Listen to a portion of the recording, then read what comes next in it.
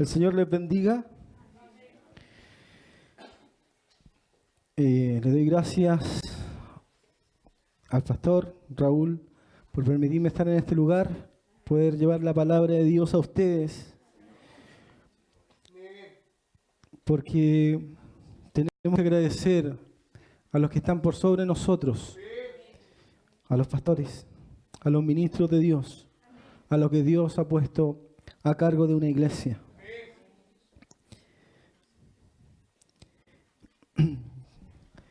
Como ya es costumbre, he estado viendo este tema del Apocalipsis. No sé si usted como iglesia lo ha notado, pero todos los que hemos predicado, predicamos de distintas temáticas. El pastor insta más en exhortación. Daniel es más de avivamiento y de motivación para usted. Esteban es más de doctrina y enseñanza. Y yo quiero llevar con un poco de profecía sin ser nada ni nadie, pero abarcar un poco este tema. Porque el apóstol Pablo decía a la iglesia: yo no he rehusado daros todo el consejo de Dios. Y la palabra de Dios dice que la palabra de Dios es útil para enseñar, para redarguir, para corregir, a fin de que el hombre de Dios sea enteramente preparado. Puede sentarse. En el tema del Apocalipsis y en las distintas interpretaciones, nosotros podemos ver que hay muchas iglesias que creen o se atribuyen un tipo de hegemonía doctrinal. ¿Qué significa esto? Que ellos tratan de imponer su interpretación por encima de otras iglesias. Podemos verlo en distintas doctrinas, ya sea, por ejemplo, en el tema de que la iglesia se va antes de la gran tribulación. Normalmente la iglesia siempre tratan de imponer ese pensamiento. ¿Cómo lo imponen? Cuando alguien habla en contra de esa doctrina o tiene una visión o una enseñanza distinta, tratan de callarlo, tratan de decir que está equivocado. Así podemos ver el tema si el bautismo salva o no salva, si la gracia tiene obra o no tiene obras, porque ellos están tratando de imponer su visión y su interpretación de la Escritura.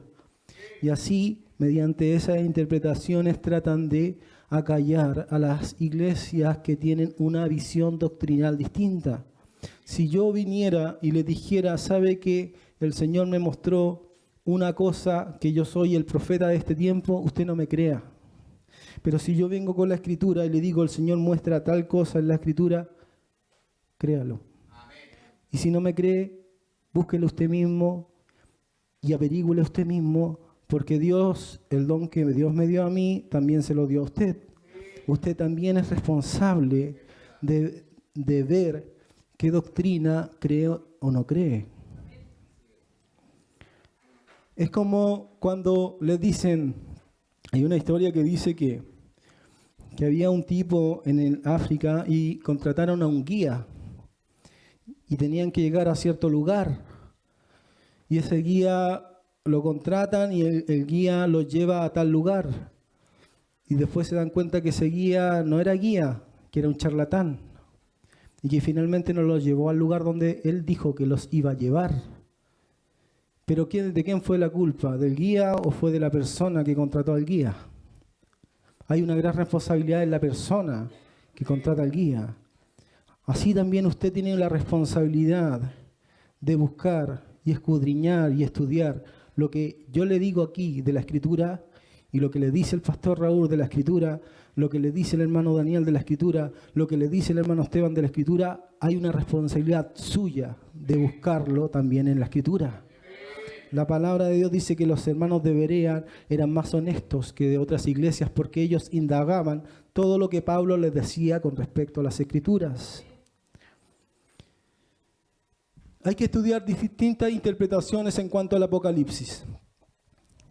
Yo escucho predicadores bautistas, pentecostales, metodistas, escucho de distintas denominaciones, incluso predicadores que van en contra de lo que yo creo doctrinalmente.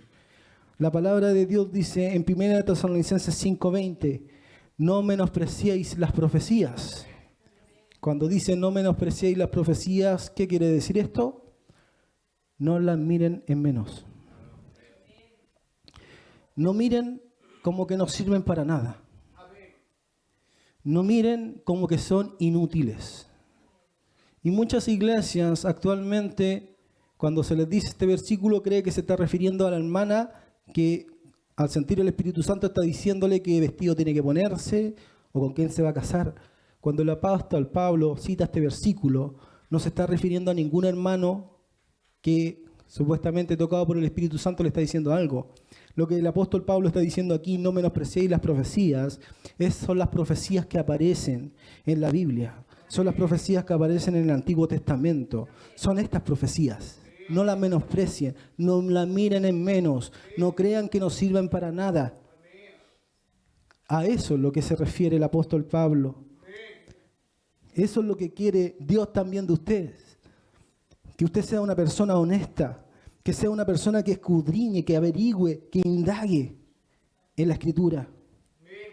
Dice, no menospreciéis las profecías, examinarlo todo. Retened lo bueno.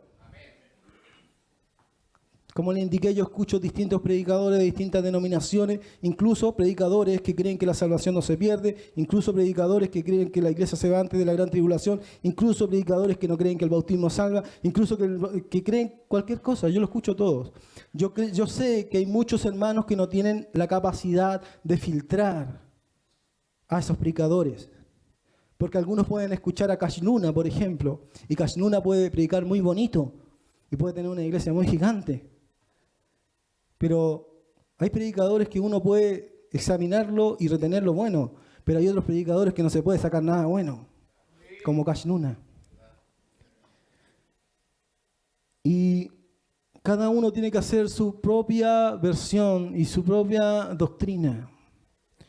Nadie lo puede obligar a creer algo que usted no entiende en la Escritura. Amén. Y la predicación o la enseñanza es Apocalipsis 13, la bestia. Y vamos a ir a Apocalipsis 13, 1. Y vamos a leer. Leamos todos juntos. A la 1, a las 2 y a las 3, fuerte.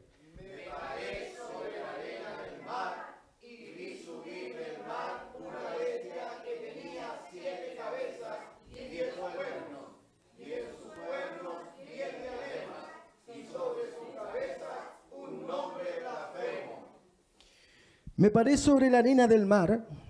Hay otra versión, que es la PDT, Palabra de Dios para Todos, que dice, y el dragón se paró sobre la arena del mar, porque el capítulo 13 es la continuación del capítulo 12 de Apocalipsis, donde el dragón fue a hacer guerra contra los que tenían el testimonio de Jesús.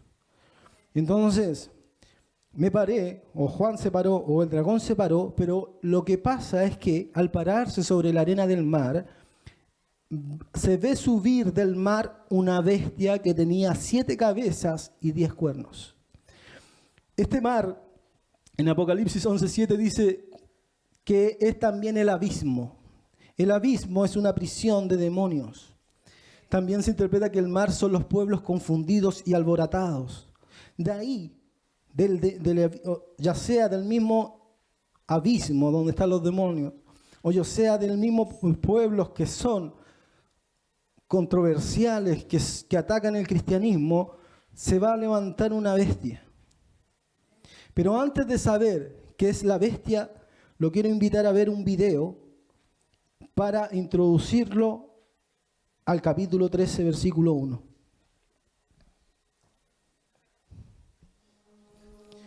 Lo que nosotros vamos a ver es Daniel capítulo 7. Daniel capítulo 2, donde él ve una cabeza de oro con sus brazos y sus pechos de plata,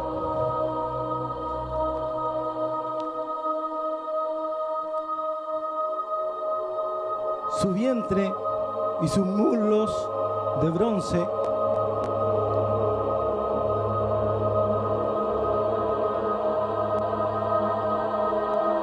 sus piernas de hierro y sus pies de hierro con barro cocido.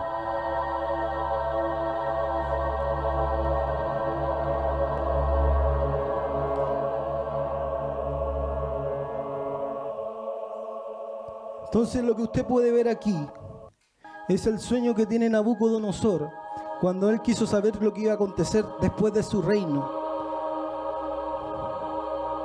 Podemos pasar a la siguiente PPT.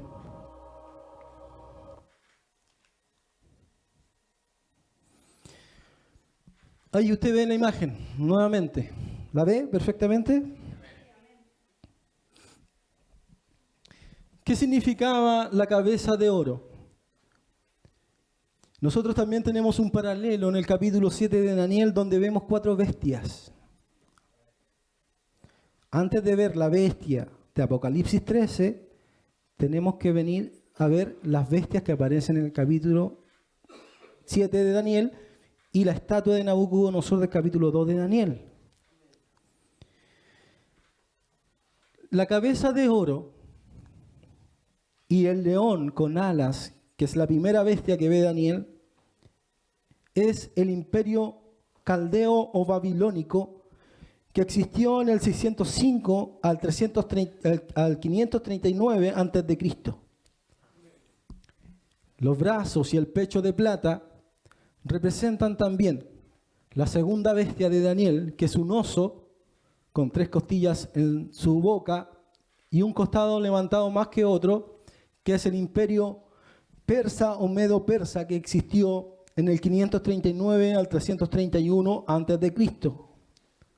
Su vientre de bronce con sus muslos de bronce representa la tercera bestia de Daniel 7, que es el imperio griego, con sus 4 divisiones, las 4 cabezas que usted ve allí en el leopardo, con 4 alas y 4 cabezas. Las 4 cabezas significan cuando el imperio griego muere Alejandro Magno y se divide en 4 partes: Casandro, Lisímaco, Seleuco y Ptolomeo.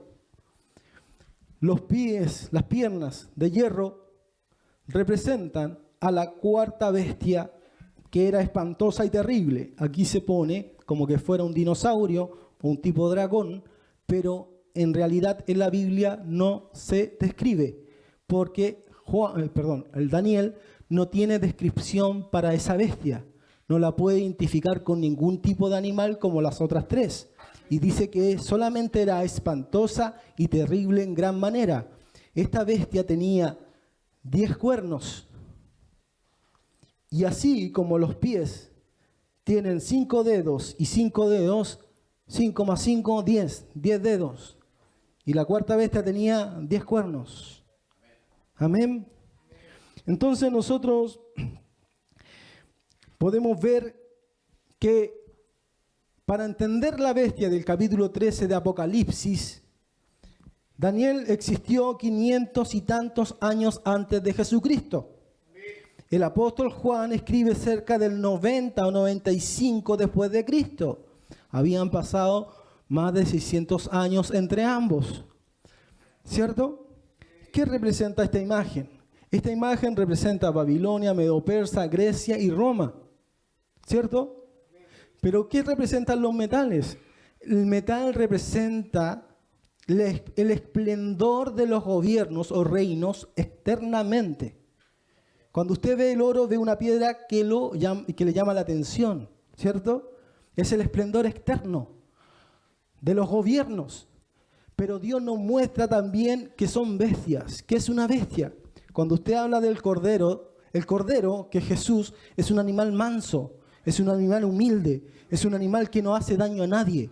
Pero ¿qué representan los bestias? Que en griego es terión, es un animal carnívoro, es un animal asesino, es un animal que no tiene compasión.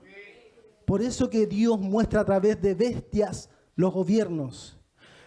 Usted o nosotros podemos elegir presidentes, podemos elegir diputados, podemos elegir, pero Dios nos muestra que independiente por la tendencia política que tengamos, que algunas son más cristianas que otras, Dios nos dice que no tenemos que poner nunca nuestra confianza en los gobiernos humanos. Sí hay gobiernos que tiran más para un lado cristiano que otros. Y bajo ese razonamiento nosotros tenemos que votar. Pero también nos dice la Escritura que los gobiernos son bestias. Que son bestias que no tienen compasión por el ser humano. Porque el ser humano es egoísta en sí mismo. Siempre busca el beneficio primero de él, luego el de su familia. Y quizás al último el de usted. Pero Dios, Jesucristo, mostró primero el amor hacia el prójimo. Cuando Jesús dijo, yo lo amo, Él no dijo, yo lo amo y se fue. No lo dijo de palabra, solamente Él dio su vida por usted. Demostró con el máximo sacrificio que puede hacer una persona, que Él ama al prójimo. Dice el apóstol Pablo, ciertamente alguno morirá por el justo. Ciertamente quizá usted pueda morir, dar su vida por su hijo, por su esposa. Pero el apóstol Pablo dice, mas Dios muestra su amor para con nosotros en que siendo aún pecadores, Cristo murió por nosotros. Aún siendo lo peor para Dios, aún siendo lo más sucio para Dios, aún siendo lo más inmundo para Dios, Dios muere por nosotros. Y ese es el amor real. Pero las bestias no tienen amor real. Las bestias son asesinas, son crueles.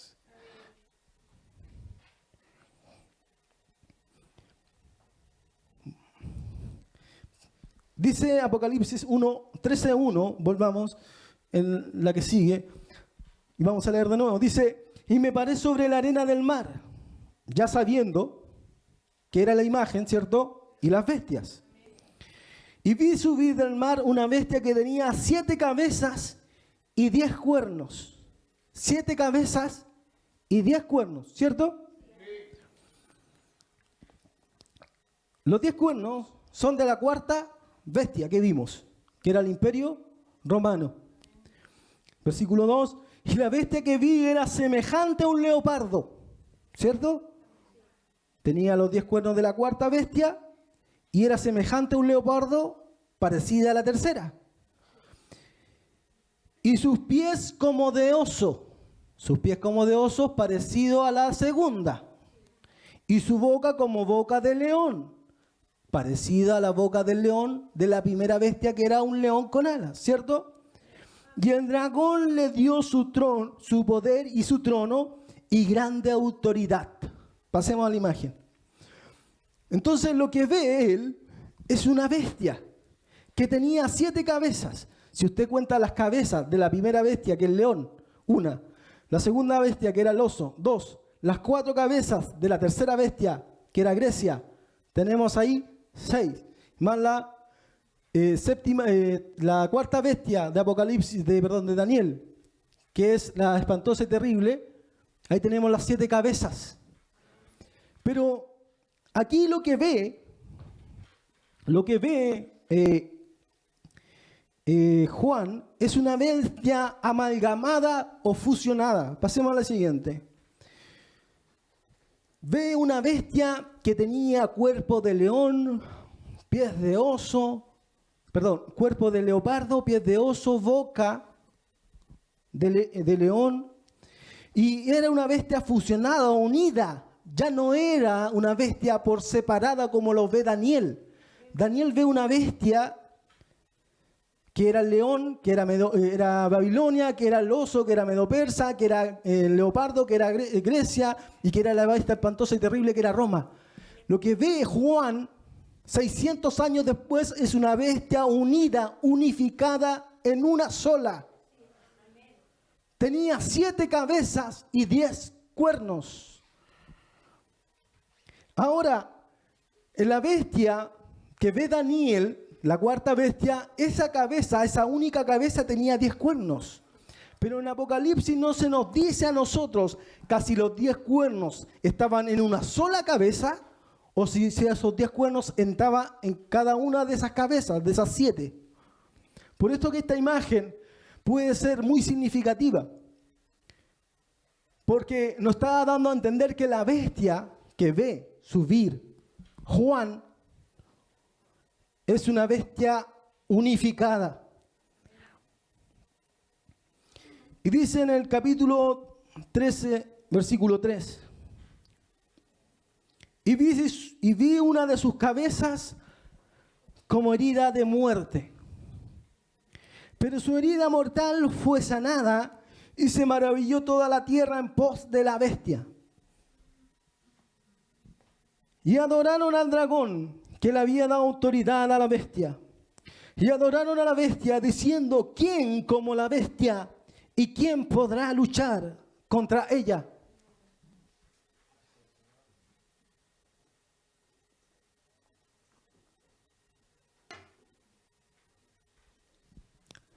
Muchos intérpretes, escatólogos, cuando hablan de la bestia de Apocalipsis 13, solamente dicen ellos que se refiere al anticristo, hombre, persona, al ser humano.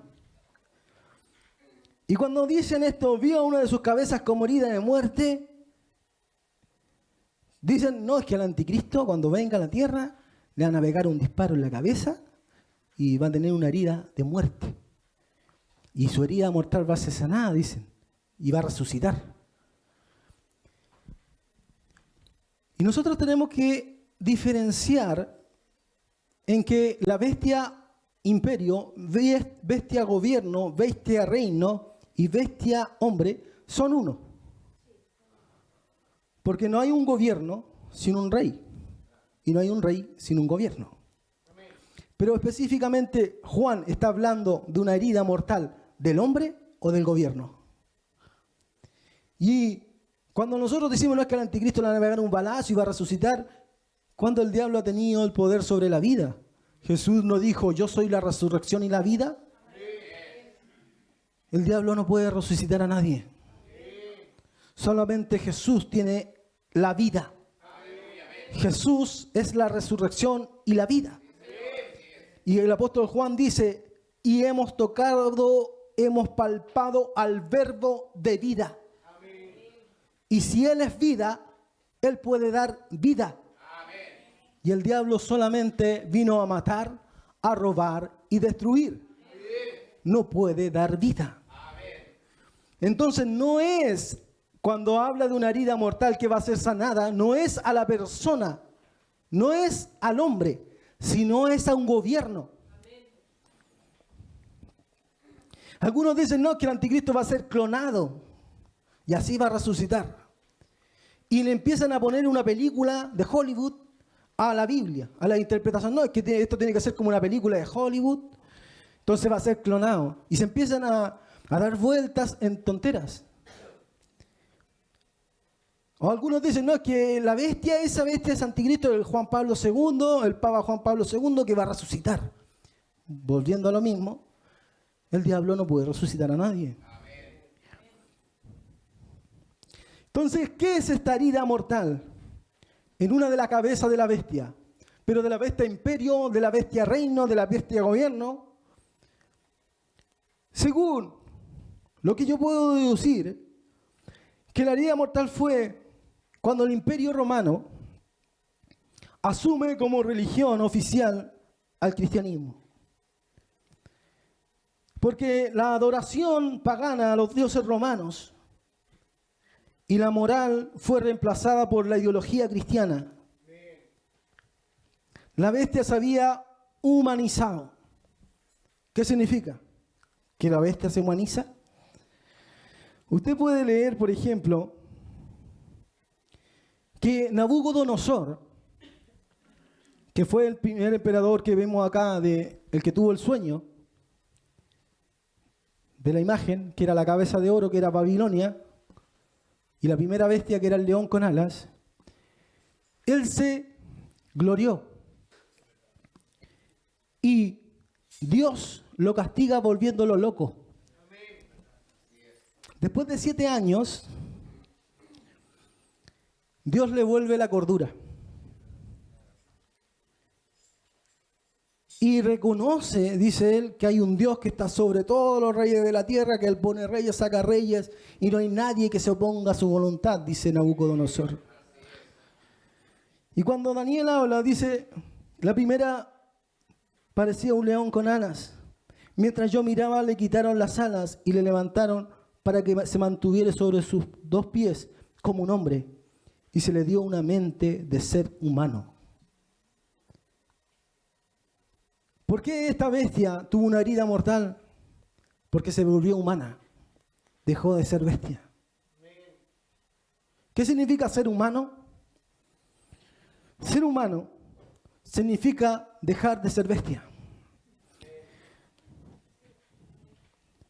Y voy a leer un libro, un extracto de un libro que se llama La herencia del cristianismo, 2 milenios de legado, de César Vidal Manzanares, que nos habla un poco, y vamos a ver por qué era bestia y no era hombre este imperio. La cultura pagana no tenía ninguna objeción moral contra el aborto. Y aquí está hablando del Imperio Romano. E incluso había aducido razones a su favor. Platón, en República 5.9, había escrito que el Estado debía convertir en obligatorio el aborto para las mujeres, que superaba los 40 años, y también como una manera de controlar el crecimiento de la población. Aristóteles, asimismo, había suscrito el punto de vista de que solo debía procrearse hasta una edad determinada y que, superada esta había que recurrir al aborto. Y cita Aristóteles. La sociedad romana, desde luego, consideraba normal que los varones dispusieran de los fetos de sus esposas o amantes. Y conocemos, por ejemplo, el caso de Julia, la sobrina de Domiciano, quien es Domiciano, el emperador que estaba vivo cuando Juan escribe el Apocalipsis, a la que éste ordenó abortar cuando quedó embarazada por tener relaciones sexuales con él. El cristianismo, y en esto seguía el judaísmo, consideraba, sin embargo, un grave atentado contra la moral la destrucción de la vida que estaba albergada en el vientre de una mujer. La Didache, la primera catequesis cristiana, de la que tenemos noticias, cuya fecha de redacción puede incluso ser anterior al año 70 después de Cristo, ya consignaba la siguiente prohibición: no matarás a un niño recurriendo al aborto, ni lo matarás una vez que haya nacido. De la misma manera, la Apología 1 de Justino Mártir, el que hablé la vez anterior, dejaba de manifiesto que se nos ha enseñado que es una perversidad abandonar a los niños recién nacidos. La posición del cristianismo primitivo hacia el aborto y hacia el infanticidio no tardó en convertirse en una abierta denuncia dirigida a las más altas instancias del imperio. Atenágoras ya señaló en el siglo II al emperador Marco Aurelio: decimos a las mujeres que utilizan drogas para provocar un aborto que están cometiendo un asesinato y que tendrán que dar cuentas a Dios por el aborto. Contemplamos al feto que está en el vientre como un ser creado y por lo tanto como un objeto de cuidado de Dios, y no abandonamos a los niños, porque los que exponen son culpables de asesinar niños. Sabido es que la apología no disuadió al emperador de convertirse en un perseguidor de los cristianos. Entonces nosotros podemos ver que el Imperio Romano cometía abortos. La homosexualidad era el pan de cada día. Cuando usted ve en la carta a los romanos del apóstol Pablo, cuando hablaba de los hombres que se echaban con hombres y mujeres con mujeres, dejando el uso natural, no era porque no sucedía, era porque sucedía.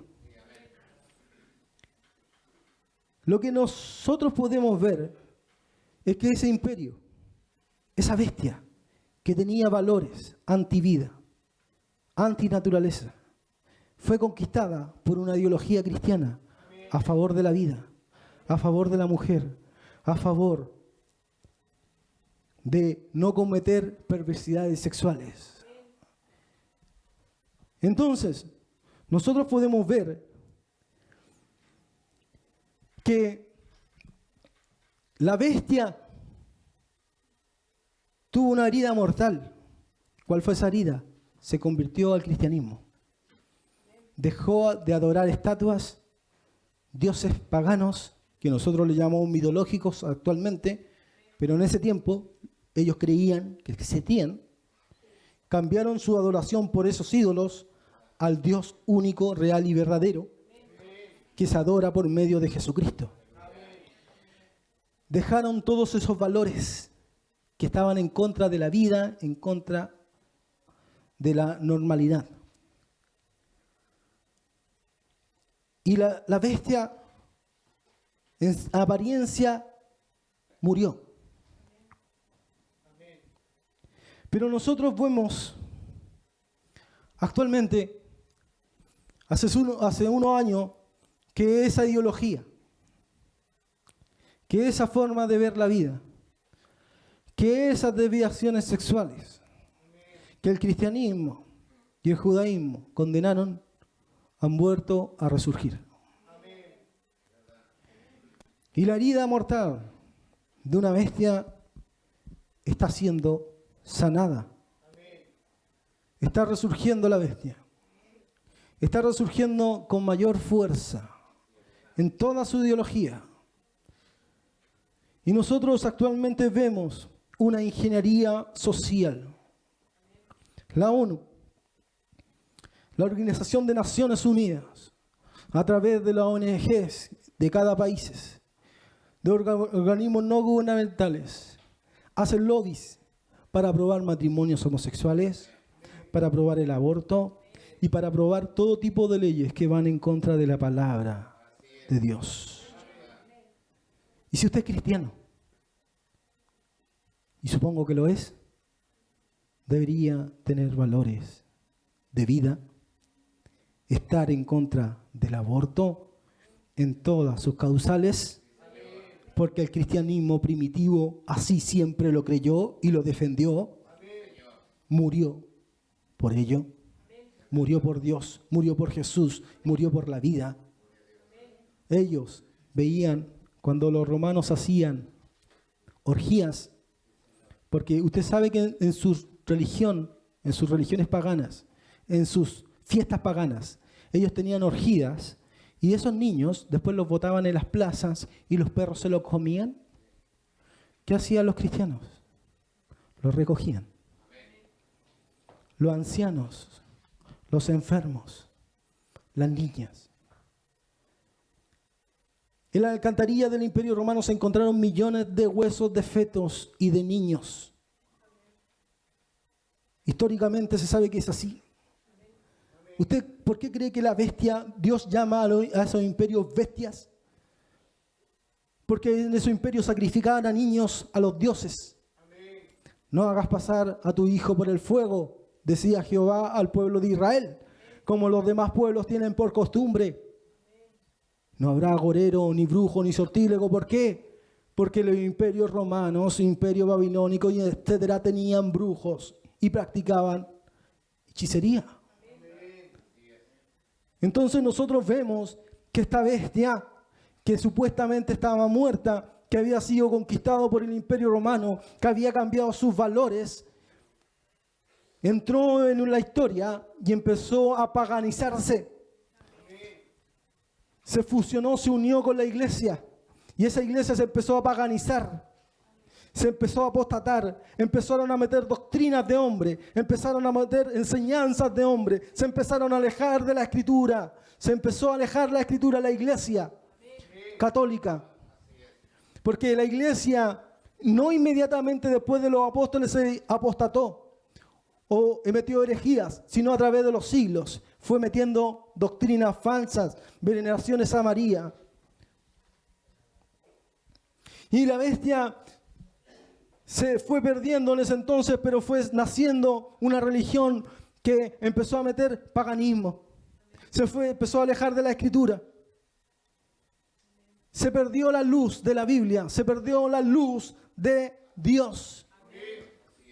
Dice el apóstol, porque tenemos la palabra profética más segura, en la cual hacéis bien en estar atentos como una antorcha que alumbra el lugar oscuro.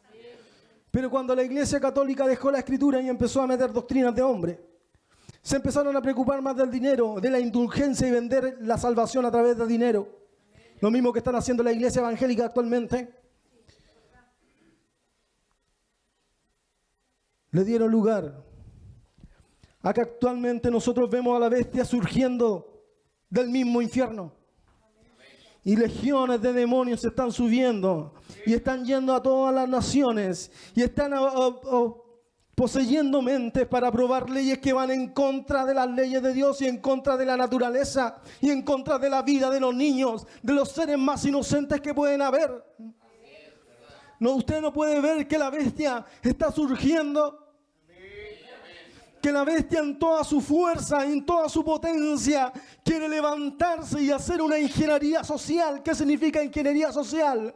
Quiere cambiar a través de leyes todos los países europeos, de América Latina, de América del Central, América del Norte, todos los países que fueron conquistados con la moral, con la ideología cristiana, con valores cristianos que eran pro vida, que estaban en contra del matrimonio homosexual, que estaban en contra de muchas cosas, está haciendo legalizar leyes que van en contra de los valores de Dios. Y usted puede ver que la palabra de Dios se está cumpliendo en sus mismos ojos. Pero otros predican no, que la herida mortal fue un balazo que le van a poner al anticristo. Es una estupidez. Dejen de ver tantas películas, de ver tanto Hollywood, y vean en la historia que el cristianismo va a ser perseguido. Y está siendo perseguido actualmente. En Estados Unidos, una pareja que tenía una empresa de tortas se negó a hacerle un pastel a una pareja homosexual.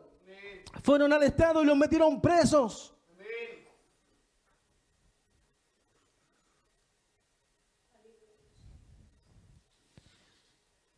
¿Y usted qué va a hacer?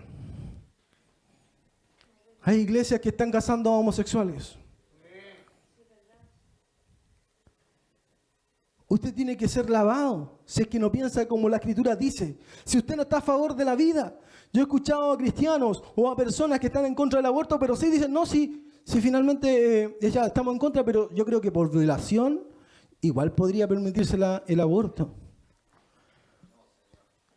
La culpa no la tiene el feto, la tiene el violador.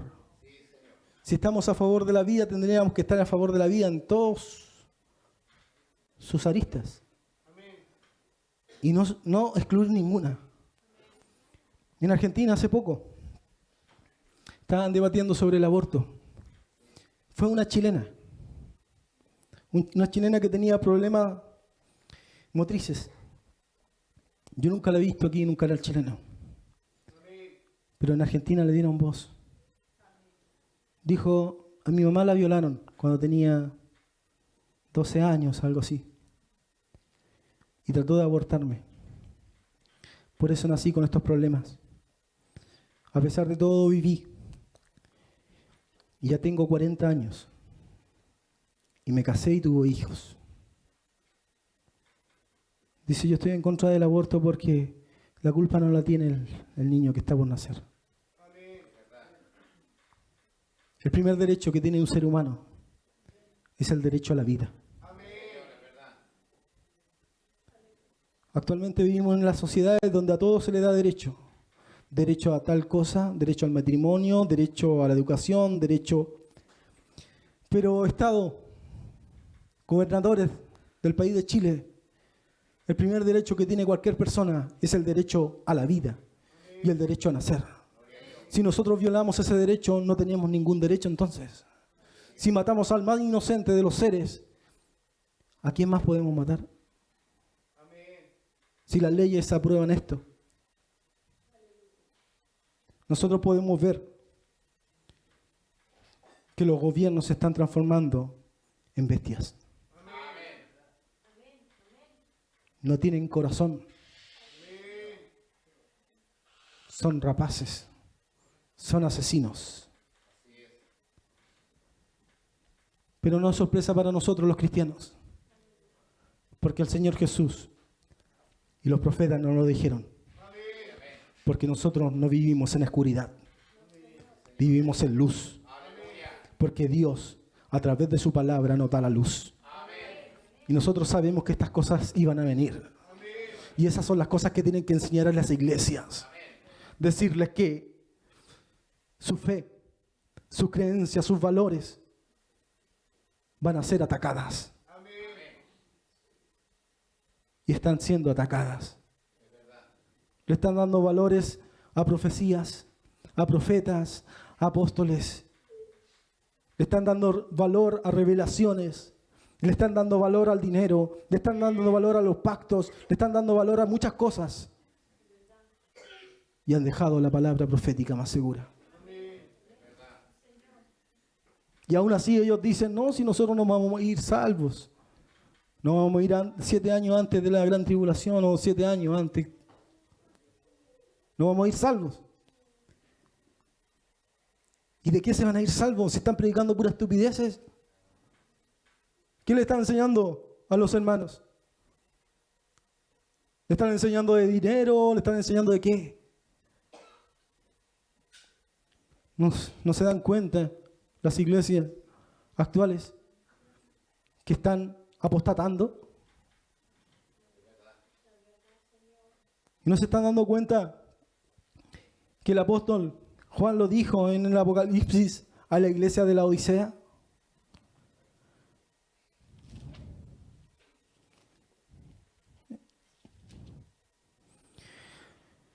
El apóstol Juan le dice a la iglesia de la Odisea: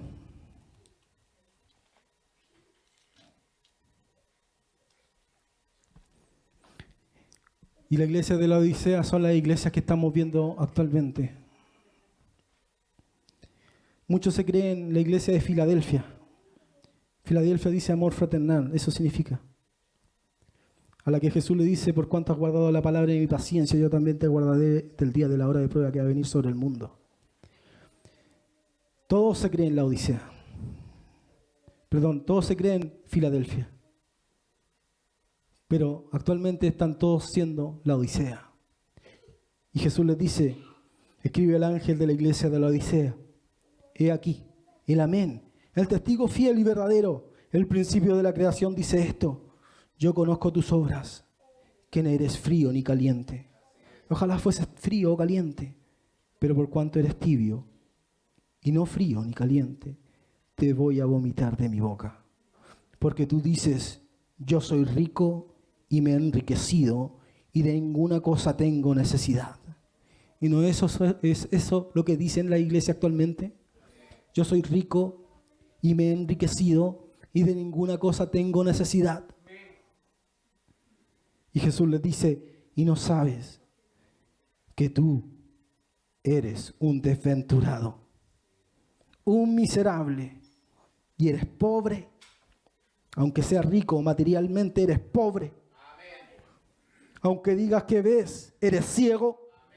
Y aunque digas que estás vestido de ropa blanca, estás desnudo.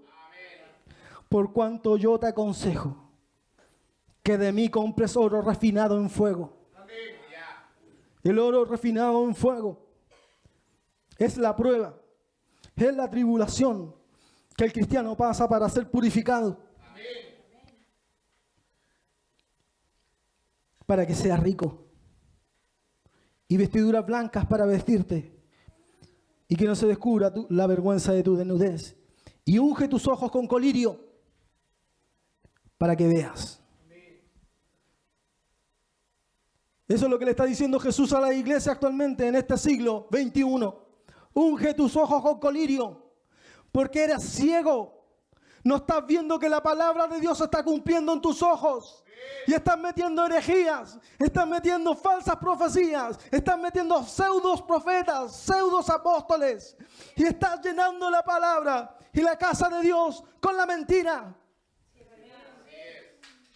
Y estás apostatando de la fe. Porque no vendrá Jesús y nuestra reunión con Él sin que antes venga la apostasía y se manifieste el hombre de pecado, el hijo de perdición, el cual se levanta contra todo lo que se llama Dios y es objeto de culto, tanto que se sienta en el templo de Dios, haciéndose pasar por Dios. Tiene que venir la apostasía. Y nos están dando cuenta las iglesias actualmente que están haciendo apóstatas. Y no están viendo la verdadera antorcha, que es la palabra de Dios, que te está diciendo las profecías se están cumpliendo. La palabra de Dios se está cumpliendo. No menospreciéis las profecías, examinarlo todo, retener lo bueno. Pero ¿qué están reteniendo? Están reteniendo puras herejías.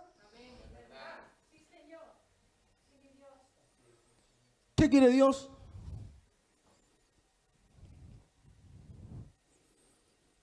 ¿Por qué dejó la palabra de Dios? ¿Por qué dejó esta palabra? ¿Para que usted se pierda? No, Señor. ¿O para que se salve? Para salvar. ¿Qué preferimos creer? ¿A los hombres o a Dios?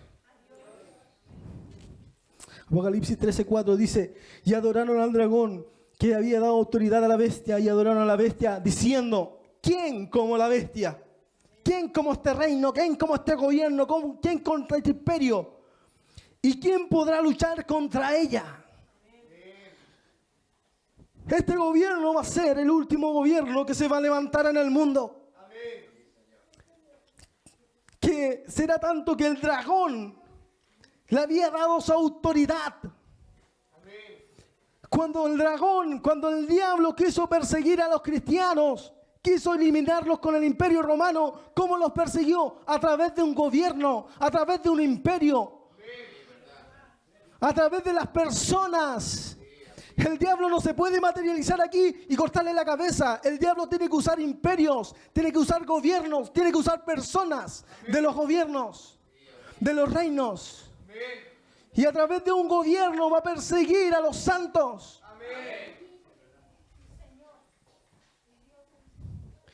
Un demonio no le puede matar. Amén. Pero ese demonio puede influenciar en el pensamiento, en la doctrina, en la ideología de esa persona para poder ver un enemigo en usted. Amén. Y tú eres mi enemigo porque estás en contra de lo que yo creo. Amén. ¿Por qué mataron a los cristianos en el Imperio Romano? Porque estaban en contra de lo que el imperio, del gobierno, de la bestia creía.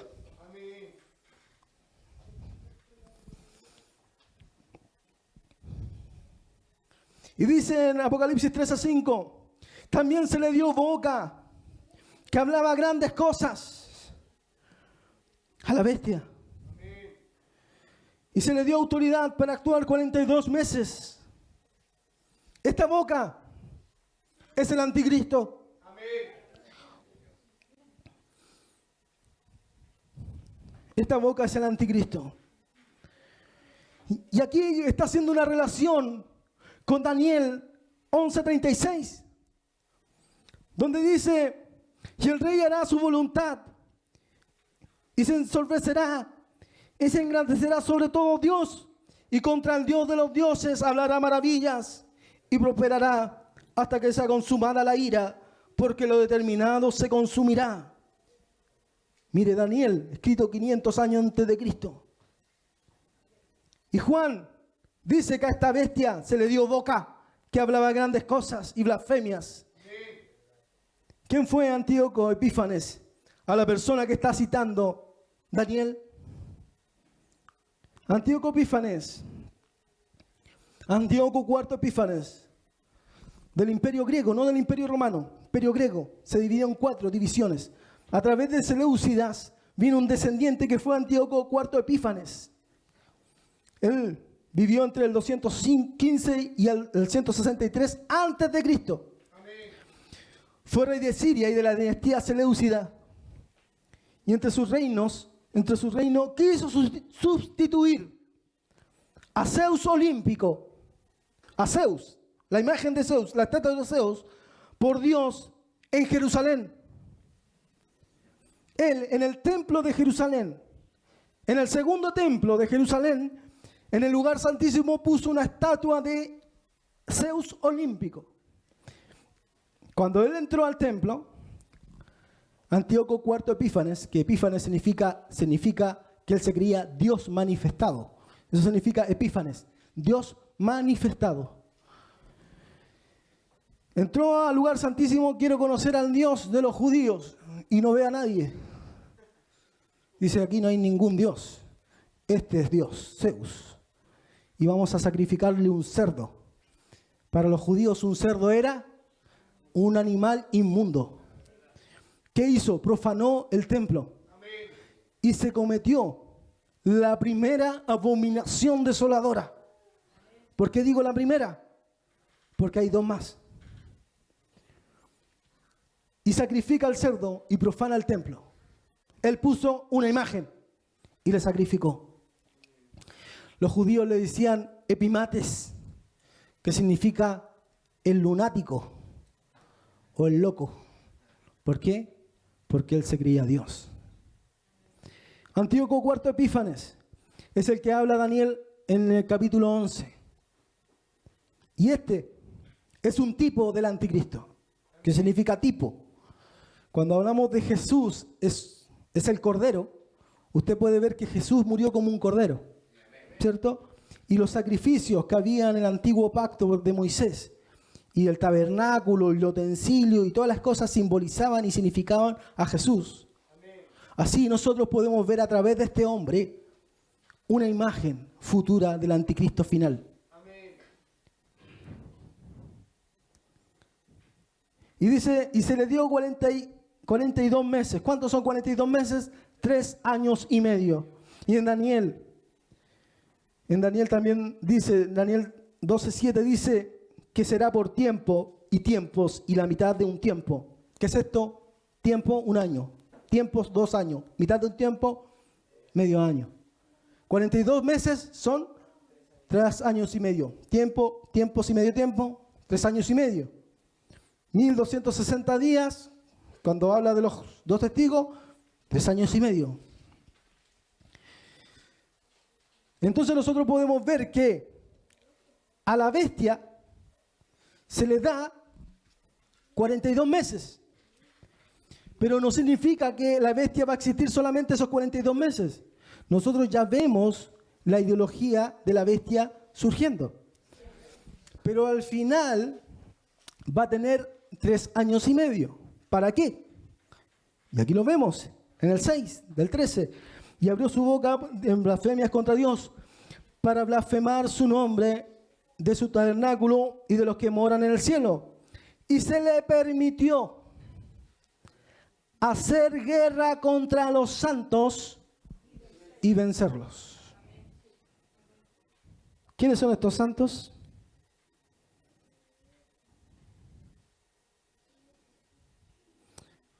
Los santos. Muchos dicen, no, si son estos santos que aparecen aquí, son solamente los judíos. Porque la iglesia llega hasta el capítulo 4. O el 5, no me acuerdo ya. No, el 4. Llega hasta el 4. Y de ahí para allá, solamente para los judíos. Y yo no sé, entonces Dios se equivocó, quizás. Tendría que habernos dejado el Apocalipsis hasta el 4. Y no sé, haberle revelado del 5 para adelante a los judíos algún profeta del Antiguo Testamento. A Daniel quizás, porque es el libro más parecido. O a Malaquía, no sé. A uno de ellos, si no es para la iglesia. ¿Quiénes son los santos? Efesios 2:16. Y mediante la cruz reconciliar con Dios en ambos en un solo cuerpo, matando en ella las enemistades. Y vino y anunció las buenas nuevas de paz a vosotros que estabais lejos, los gentiles, y a los que estaban cerca, los judíos. Porque por medio de él, de Jesús, los unos, los lejos, y los otros, los cercas, tenemos entrada por un mismo espíritu al Padre. Así que ya no sois extranjeros, ni advenedizos, sino conciudadanos de los santos y miembros de la familia de Dios.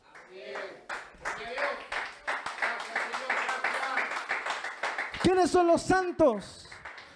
El apóstol Pablo, cuando le escribía a los santos de Colosas, a los santos de Corinto, a los santos son la iglesia, compuesta de judíos y gentiles. Y a la bestia se le permite hacer guerra contra los santos y vencerlos. Y ya lo hemos dicho reiteradas veces, yo creo que ya está aburrido usted de escucharlo, que el anticristo lo va a perseguir. Porque somos conciudadanos. Somos los santos. Oh, sorpresa. A mí siempre me dijeron que yo no estaba en ese entonces. Que a mí me iban a rescatar antes. ¿Y por qué lo van a rescatar? ¿De qué lo van a rescatar? El apóstol Pablo dice, las persecuciones y la tribulación son prueba del justo juicio de Dios, para que seáis tenidos por dignos del reino de Dios. Y el apóstol Pedro dice, y si el justo con dificultad se salva. Es que a mí me contaron otra cosa.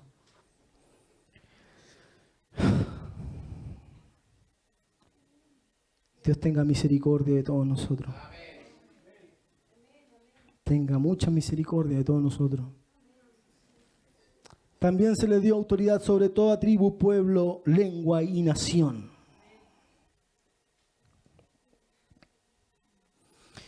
Y el 8.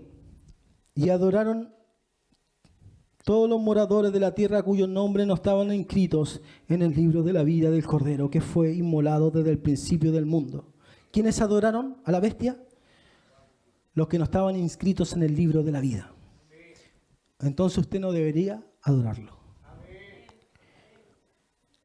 Y termina esta parte, dice, si alguno tiene oído, oiga.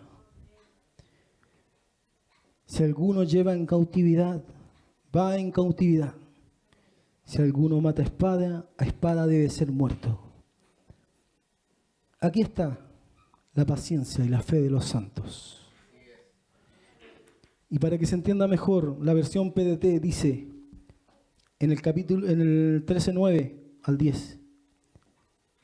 El que pueda oír, que oiga esto. Quien deba estar preso, preso estará. Quien deba morir a espada morirá. Esto significa que el pueblo santo de Dios debe tener paciencia y fe. Paciencia y fe. Jesús le dice a la iglesia de Filadelfia, por cuanto ha guardado la palabra de mi paciencia. ¿Paciencia con quién? Con mi vecino. Paciencia con el vecino mío, que calladito me pone la música muy fuerte. A veces no me deja dormir. ¿Paciencia con quién? La iglesia de Filadelfia había sufrido tribulación. ¿Y cuál era la paciencia de Jesús? La palabra de mi paciencia. ¿Qué paciencia? ¿Qué paciencia tuvo Jesús? En el sufrimiento. ¿Cuándo tuvo sufrimiento Jesús? En el día, en el Getsemaní, cuando le decía, Padre, si es posible, pasa de mí esta copa, pero no sea como yo quiero, sino como tú. Y cuando fue a los discípulos que le había dicho, oren conmigo 1 hora, los halló a todos durmiendo. Y les dijo, ¿cómo no podéis haber orado conmigo 1 hora? ¿Y qué va a pasar cuando Jesús vuelva? Los va a hallar a toda la iglesia durmiendo. Porque están durmiendo. y nos despiertan. Y ellos creen que velar, no sé qué cosa es. ¿Velar es qué? Velar es estar atento a la palabra de Dios. Velar es saber lo que escrito está, se va a cumplir. Está bien, velar también significa estar en la iglesia, velar también significa orar, también significa ayunar, también significa salir a predicar a la calle, también todo eso. Pero también significa, lo más importante, que estar atento a la palabra profética más segura. Si yo no tengo la antorcha, no puedo alumbrar. Estoy ciego. Entonces, Jesús les dice, ¿quién debe estar preso? ¿Qué le pasó a la familia, a esta pareja en Estados Unidos? Preso estará. Van a haber países, cuando el anticristo venga, que van a tener aprobadas ciertas leyes. Esas leyes, a algunos los van a mandar presos por ir en contra del mundo, de los gobiernos. Entonces, no, si usted está en contra del matrimonio homosexual, como pastor, usted tiene que casar a los homosexuales. No es que va en contra de mi enseñanza, de mi doctrina, de mi creencia. No, entonces usted va a tener que irse preso. ¿Los casa o se va preso? Y muchos van a casar a homosexuales. Y otros se van a ir presos. Y usted va a tener una hija que va a quedar embarazada y le va a decir, no, hija, no abortes. No, pero es que el gobierno tiene la autoridad sobre su hijo porque le quitó la patria potestad sobre su hijo, entonces el gobierno es el que determina si su hija aborta. No, es que yo no quiero, me la voy a llevar, la voy a esconder. Entonces usted se va a ir presa. Y en los países musulmanes, ¿qué pasa con las personas que no creen en su doctrina, en la Sharia, la ley musulmana? ¿Qué pasa con los infieles? Les cortan la cabeza. Y usted ve una unión entre la ONU y el Islam. El que deba ir preso, preso irá. Y el que deba morir a espada morirá. Pero esto va a ir increciendo a futuro. Cada vez va a ser peor. Y Jesús le dice, aquí está, aquí se verá, aquí va a haber que ser santo. Y se va a probar su fe y su paciencia. Aquí es donde las papas queman. En ese entonces, va a ser el último tiempo donde se va a probar realmente quién es cristiano y quién no. Porque ahora la tenemos fácil. Póngase en pie.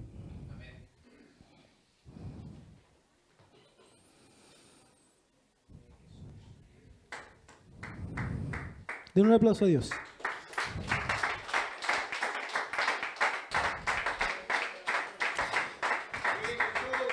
Vamos a cerrar nuestros ojos y vamos a orar a Dios. Padre Santo, real y verdadero, único Dios. Incluido yo en esta oración, te digo, Padre, no estamos preparados para esto. Nuestros corazones se han llenado de glotonería y de la embriaguez de esta vida. Muchos santos, muchos mártires están en el mundo en este momento muriendo por ti. Y yo, Jesús, no he hecho nada. Dice la palabra que si el siervo dijere en su corazón, mi Señor tarda en venir, vendrá el Señor de aquel siervo el día que no espera y la hora que no sabe, y lo castigará duramente. Mi corazón, Señor, no está bien contigo. Me falta mucho para ser cristiano real, como los primeros cristianos, esos que morían por ti. o estos que están muriendo en el Medio Oriente.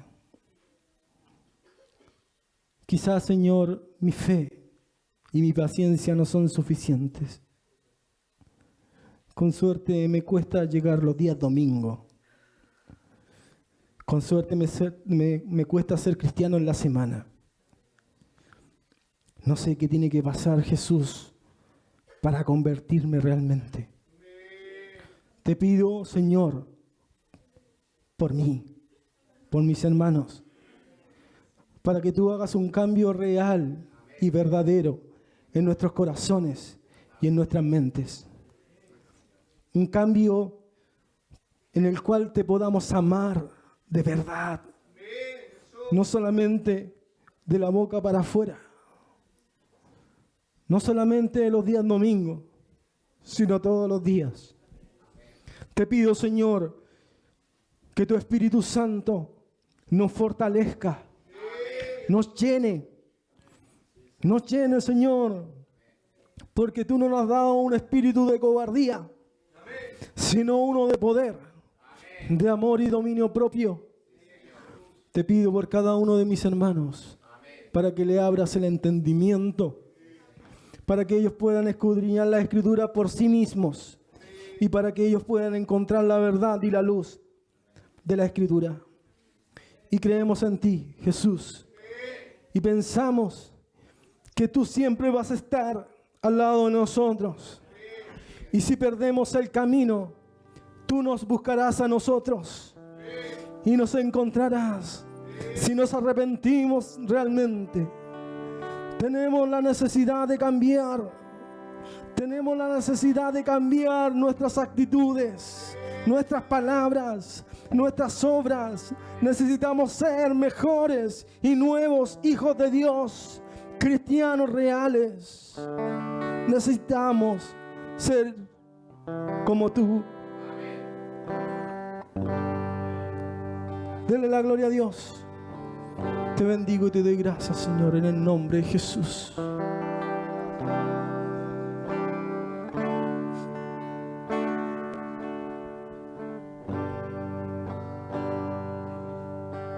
Cristo, yo te exalto. Cristo, yo te adoro, porque tú